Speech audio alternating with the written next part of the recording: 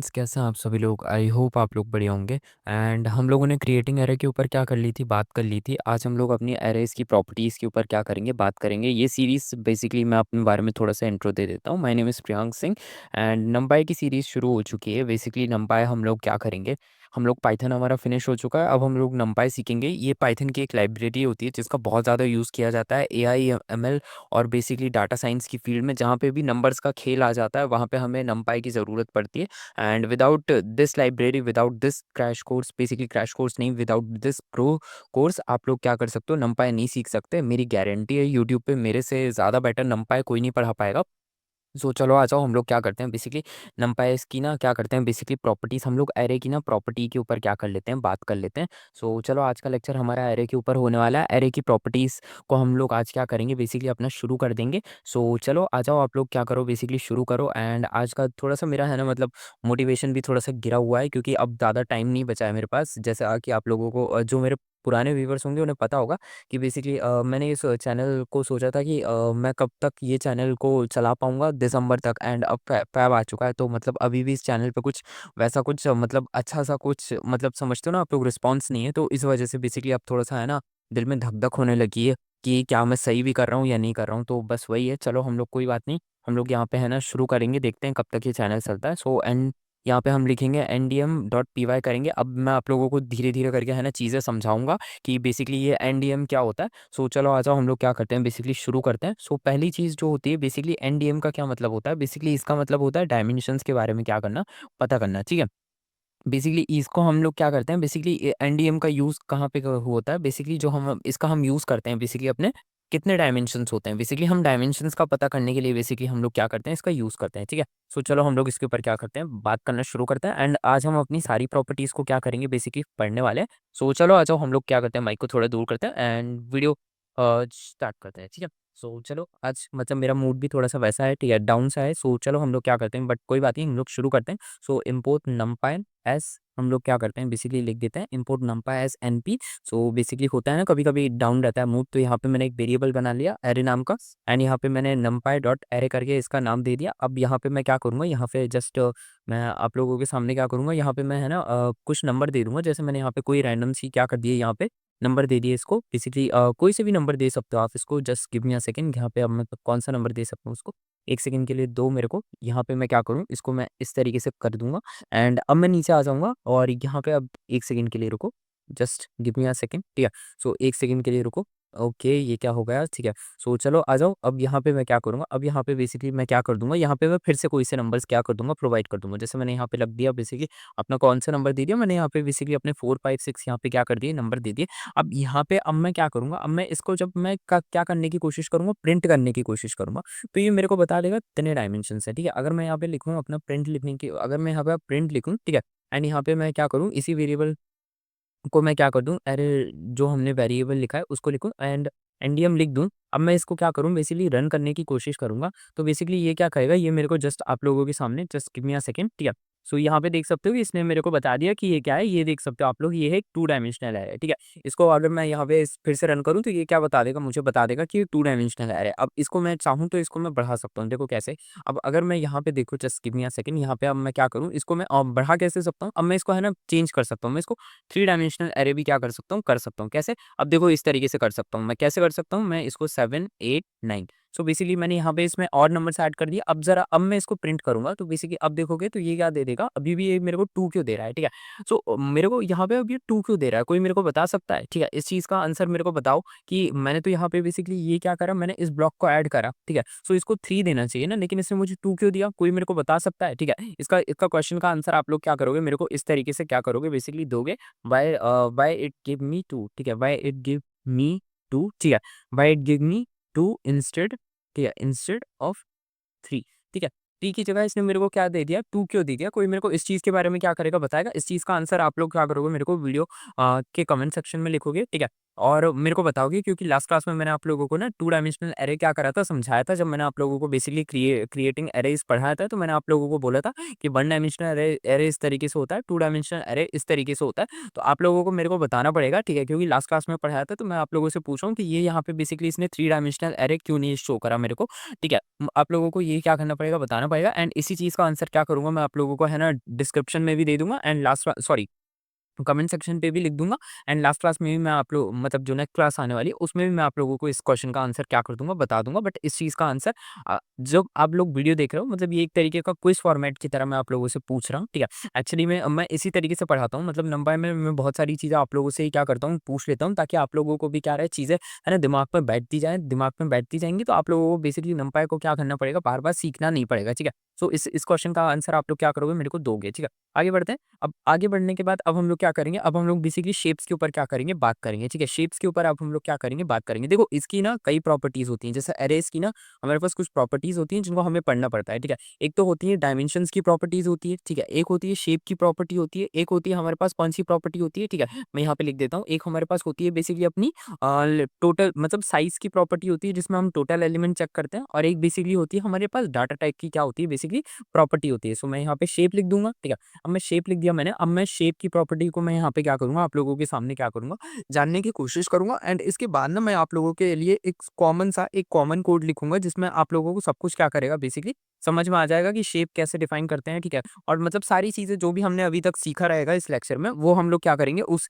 Final code के अंदर क्या करेंगे लिखेंगे। सो अब मैं यहाँ पे लिखता हूँ इम्पोर्ट नंपाई, ठीक है? मैं यहाँ पे क्या करूँगा इम्पोर्ट नंपाई एज़ एनपी लिखूँगा। बेसिकली ये लाइन हम लोगों को लिखना पड़ेगी, आप लोगों को इसकी हैबिट डालनी पड़ेगी क्योंकि जब भी आप लोग क्या करोगे नंपाई का एक कोड लिखोगे, आपको ये लाइन लिखनी पड़ेगी क्योंकि आप लोगों को जानना ज़रूरी था। मैंने कल के भी लेक्चर में आप लोगों को बता दिया था कि नंपाई हमारी क्या है बेसिकली पाइथन के अंदर प्री इंस्टॉल नहीं आता, ये एक अलग से लाइब्रेरी होती है, तो हमको इसको डाउनलोड करना पड़ता है एंड इसको क्या करना पड़ता है, इम्पोर्ट करना पड़ता है, ये लाइन लिखनी पड़ती है, ठीक है? सो आगे बढ़ जाते हैं। अब यहाँ पे मैं क्या करूँगा, यहाँ पे मैं लिखूँगा बेसिकली अपना एरे लिखूँगा एंड एरे लिखने के बाद यहाँ पे मैं लिखूँगा एंड नंपाई, ठीक है? एंड यहाँ पे मैं लिखूँगा अपना एरे लिख दूँगा, मैंने वेरिएबल का नाम लिख दिया। अब यहाँ पे मैं क्या करूँगा, यहाँ पे जस्ट मैं क्या करूँगा, मैं यहाँ पे फिर से क्या कर दूँगा 1, 2, 3 कोई सा भी नंबर एक रैंडमली मैंने एक नंबर दे दिया जस्ट सॉरी, ठीक है? यहाँ पे मैंने क्या कर दिया, ये मेरे से गलती से क्या हो गया था, टैप हो गया था, मैंने यहाँ पे क्या कर दिया नंबर दे दिया। अब यहाँ पे मैं क्या करूँगा, यहाँ पे मैं फिर से कोई सा नंबर दे दूँगा, जैसे मैंने यहाँ पे दे दिया 4, 5, 6 मैंने यहाँ पे क्या कर दिया एक रैंडम सा नंबर दे दिया। अब मैं इसका बेसिकली अब मैं आप लोगों के सामने क्या करूँ, यहाँ पे मैं अब शेप लिखूँ। अब मैं इससे क्या करूँगा, अब मुझे इसका शेप जानना है, ठीक है? इसका शेप क्या है, ठीक है? वैसे तो मुझे समझ आ रहा है, लेकिन अगर मैं क्या करूँ सिस्टम से पूछूँ कि भाई मेरे को इस अरे का क्या कर दे, तू शेप बता दे, ठीक है? सो अब देखते हैं भाई सिस्टम क्या बताने वाला है। तो सिस्टम ने क्या बता दिया 2 कॉलम 3 बता दिया, ठीक है? सो बेसिकली ये क्यों बता दिया? बेसिकली ये क्या बताया इसने? इसने बताया बेसिकली देखो रोज़ एंड कॉलम्स के फॉर्मेट में बताया। इसने क्या बोला? इसने बोला कि 2 रो हैं, 3 कॉलम है, ठीक है? जैसा हमारे होते थे ना, ठीक है? ये क्या है? ये हमारे पास 2 रो है, ये रो नंबर 1 है, ये रो नंबर 2 है, ठीक है? एंड कितने कॉलम है? ये कॉलम नंबर 1 है, ये कॉलम नंबर 2 है, ये कॉलम नंबर 3 है। सो आई होप तुम्हें समझ आ रहा होगा, ठीक है? जब भी हम शेप्स की बात करते हैं, तो शेप्स में देखो हमारा मतलब ये होता है कि हमें जानना है कि कितने रोज़ हैं और कितनी कॉलम्स क्या हैं बेसिकली प्रेज़ेंट है। इस तरीके से हम क्या करते हैं शेप डिफाइन करते हैं, ठीक है? शेप डिफाइन करना तुमको आ गया? देखो किस तरीके से शेप डिफाइन करा जाता है? देखो इस तरीके से शेप डिफाइन करा जाता है और बेसिकली इसी तरीके से है ना हमारे डायमेंशंस भी डिफाइन करे जाते हैं। अगर तुम ध्यान से देखने की कोशिश करो, ठीक है? यहाँ पे हमें जो मेन चीज़ लिखनी रहती है, जैसे यहाँ पे हमें लिखना है एन डायमेंशन, ठीक है? ये एन का क्या मतलब होता है? एन स्टैंड्स फॉर नंपाई एंड डीआईएम का मतलब होता है डायमेंशंस, ठीक है? अब यहाँ पे देखो हमने शेप्स लिख दिया, शेप किसके लिए होता है? बेसिकली शेप हमारा अगेन हमारी बेसिकली इसकी उसके लिए होता है, ज्योमेट्री के लिए होता है। बेसिकली इसमें कितनी रो एंड कितनी कॉलम्स है, इसके लिए होता है। तो देखो किस तरीके से इस कोड को फ्रेम करा गया है, ठीक है?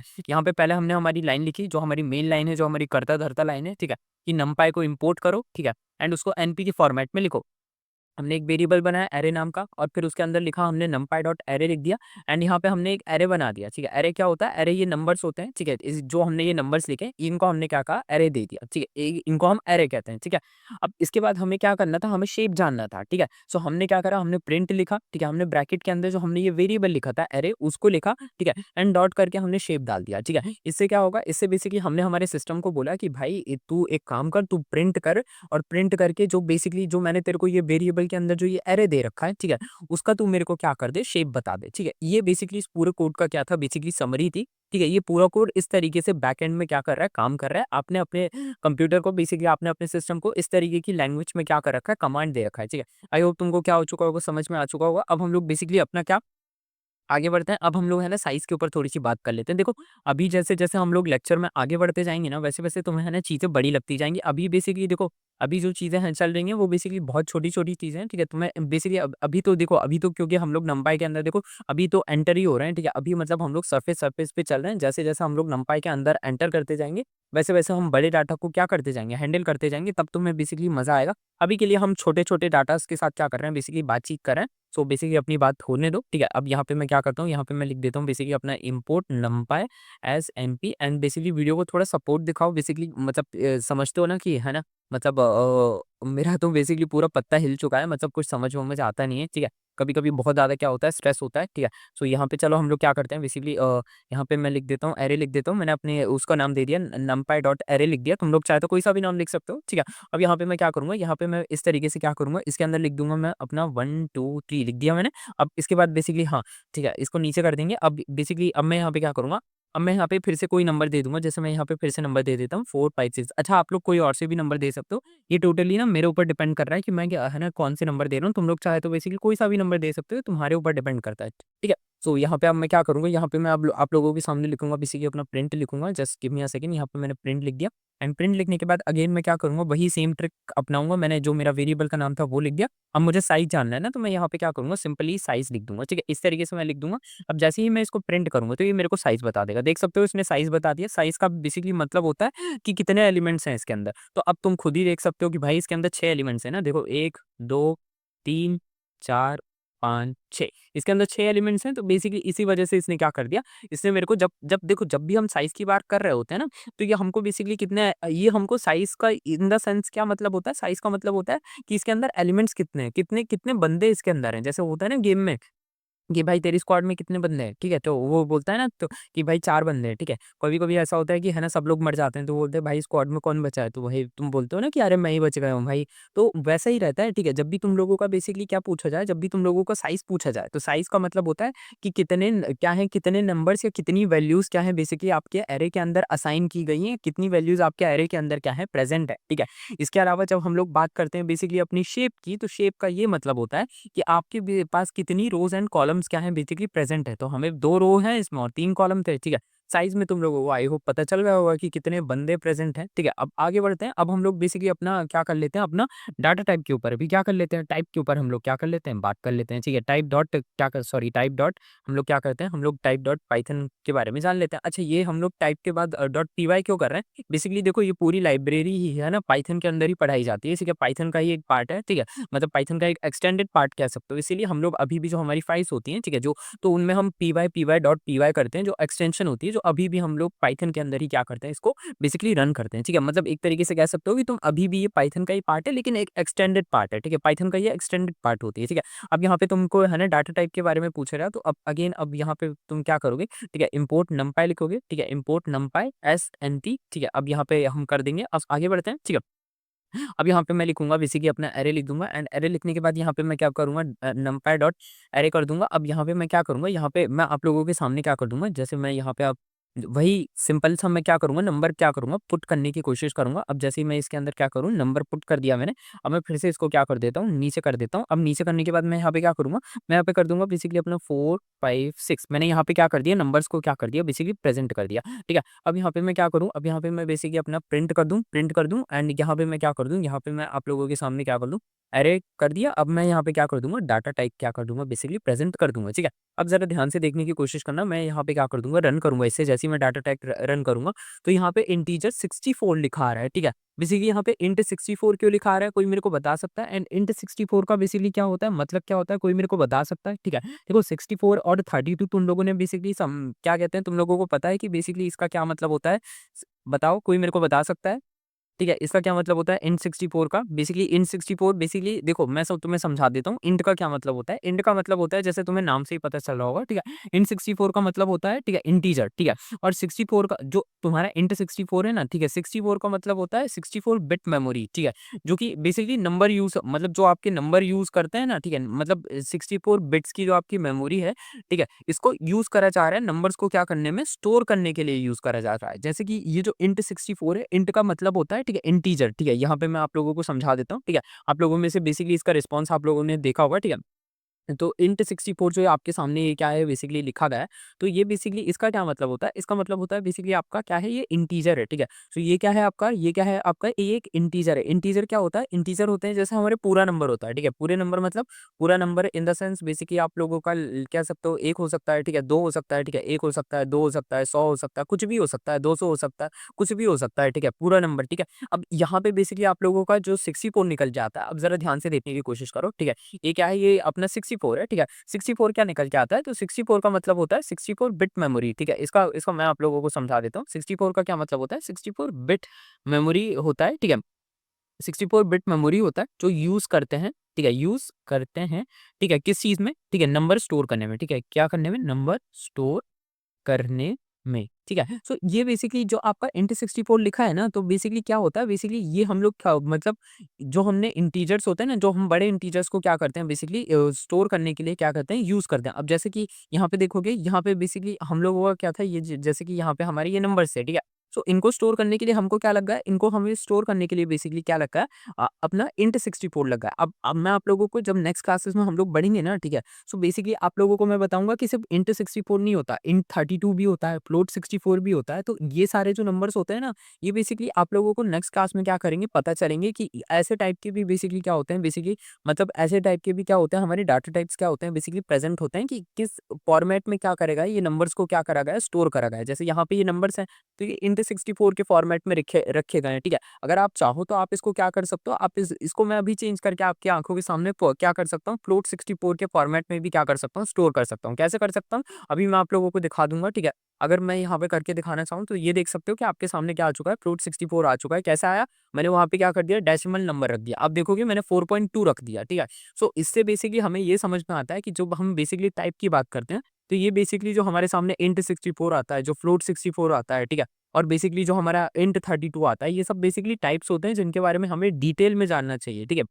बहुत सारे यूट्यूबर्स को मैंने देखा है, ठीक है? बहुत सारे लोगों को मैंने देखा है, उनको इसकी बेसिकली इसके पीछे का लॉजिक नहीं पता रहता कि इंट 64 क्यों आता है, ठीक है? फ्लोट 64 क्यों आता है, ठीक है? और बेसिकली इंट 32 क्यों आता है? भाई इसका लॉजिक देखो, इसका लॉजिक जानना ज़रूरी रहता है। ये बेसिकली आपको सिखाता है कि बेसिकली जो आपका नंबर्स है क्योंकि ओरिजिनल जो सारी इन्फॉर्मेशन है वो नंबर्स के ही फॉर्मेट में स्टोर करी जाती है। तो जो आपकी इन्फॉर्मेशन है वो किस फॉर्मेट में स्टोर है, उसका डाटा टाइप क्या है, ठीक है? ये जानना बहुत ज़रूरी होता है, ठीक है? बहुत सारे लोग इसको नहीं जानते हैं, ठीक है? आपको जानना इसके बारे में क्या है बेसिकली बहुत ज़रूरी रहता है। ठीक है? सो आई होप तुमको क्या हो चुका होगा, क्लियर हो चुका होगा। ये चारों ही चारों चीज़ें हम लोगों ने एरे की प्रॉपर्टीज़ के ऊपर हम लोगों ने क्या करी है, डिस्कस करी है, ठीक है? आई होप तुमको क्या कहते हैं, अच्छे से ये समझ में आ चुका होगा। दैट्स इट, ये था आज का लेक्चर। बेसिकली जो हमारा एक कॉमन कोड रह गया है, वो बेसिकली मैं तुम्हें तब से क समझाऊँगा जब मैं यहाँ पे इंट के साथ बेसिकली अपना फ्लोट भी सिखा दूँगा एंड बेसिकली अपना क्या सिखा दूँगा, बेसिकली अपना इंट 32 भी सिखा दूँगा, ठीक है? वो मैं नेक्स्ट वीडियो के अंदर क्या कर दूँगा, कवर कर दूँगा एंड ये वीडियो बेसिकली मुझे तुम लोगों का है ना एक इम्पोर्टेंट सा राय चाहिए था कि बेसिकली तुम लोग क्या करो, है ना? तुम लोग मुझे बताओ कि तुम्हें मॉर्निंग में वीडियो चाहिए कि नहीं चाहिए? प्लीज़ इसके ऊपर तुम लोग कमेंट कर देना। इसीलिए आज के जो वीडियो मतलब कल तो नमपाई का वीडियो मॉर्निंग में आया था, लेकिन आज वीडियो इसीलिए नहीं आ पाया क्योंकि मेरे को पता नहीं था कि तुम लोगों को मॉर्निंग में वीडियो चाहिए या नहीं चाहिए। इसीलिए प्लीज़ इट्स एन अर्जेंसी आप लोग क्या करो, आप लोग कमेंट्स में क्या करो लिखो कि और बताओ कि बेसिकली आपको मॉर्निंग में वीडियो चाहिए या नहीं चाहिए एंड अभी तक आप मेरा वीडियो देख रहे हो तो उसके लिए आपका थैंक यू। एंड आप लोगों को वीडियो के कैसा लगा वीडियो के बारे में बताना एंड आप लोग प्लीज़ चैनल को सपोर्ट दिखाओ। सपोर्ट आप किस तरीके से दिखा सकते हो? आप ज़्यादा से ज़्यादा चैनल पे अपने फ्रेंड्स को इनवाइट कर सकते हो, ठीक है? ज़्यादा से ज़्यादा उनको बता सकते हो कि मैं यहाँ से पढ़ रहा हूँ, ठीक है? ज़्यादा से ज़्यादा आप क्या कर सकते हो, इस तरीके से हेल्प कर सकते हो और इसके अलावा आप कोई भी हेल्प नहीं कर सकते, ठीक है? सो चलो, मैं मिलता हूँ आप लोगों से नेक्स्ट वीडियो में, तब तक के लिए stay tuned to my channel and ब